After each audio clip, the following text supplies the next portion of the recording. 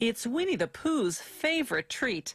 It's sweet and sticky, and it's all produced by an industrious and intelligent insect whose miniature society is one of the most sophisticated in the animal kingdom. It all begins in a field where worker honeybees suck nectar from flower blossoms such as clover.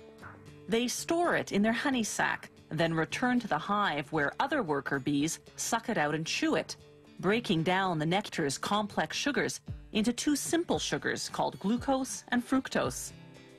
The bees then deposit the nectar into the cells of the wax honeycombs they've built. They fan it with their wings until most of its water content evaporates in the warm air of the beehive. What's left is thick and gooey honey. The bees then cap each honey-filled cell with beeswax. That's when the beekeeper steps in. Bees will sting if taken by surprise, so the beekeeper sprays the hive with smoke from burning pine needles, a scented warning that foreigners are about to enter the hive.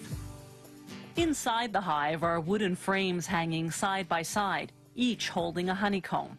A hive can house hundreds of thousands of bees, all descendants of the prolific grand poobah of beedom, the queen bee.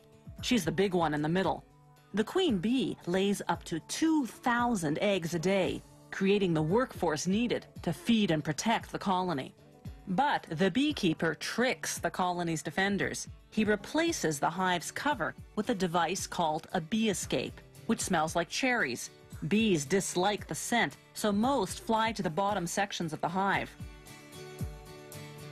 Another warning spray, and the beekeeper removes the bee escape. Now he can escape with the honeycombs.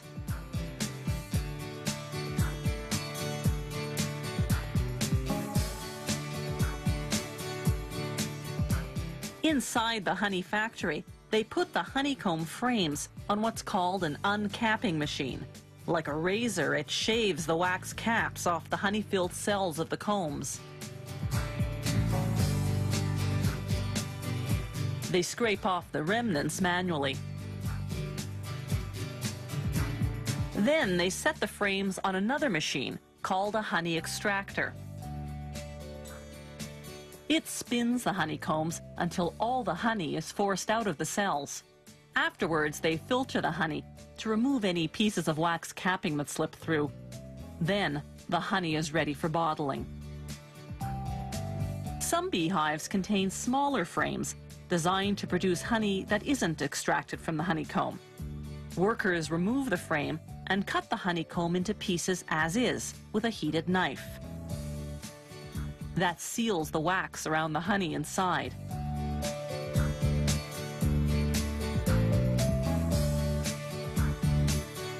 You eat it, wax and all. The beeswax lining of the honeycomb goes to make candles, furniture polish, lipsticks, and other products.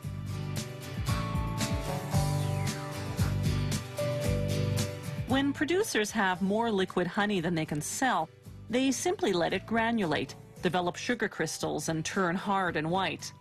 Then, when the orders come in, they return it to its original liquid form by heating it to 130 degrees Fahrenheit. They vacuum clean the jars.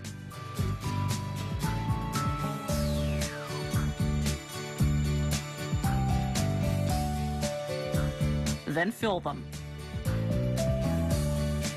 One beehive can yield up to 7 pounds of honey in a single day.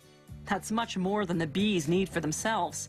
The surplus is what we end up eating.